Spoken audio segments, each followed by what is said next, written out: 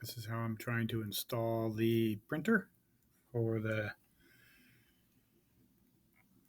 paper tardy slips. Taking this device and putting it into the USB.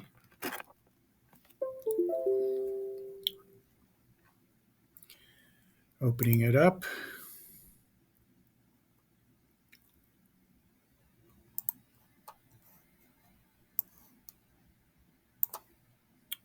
Come down here, printer driver for Windows 7. This is a Windows 10 machine.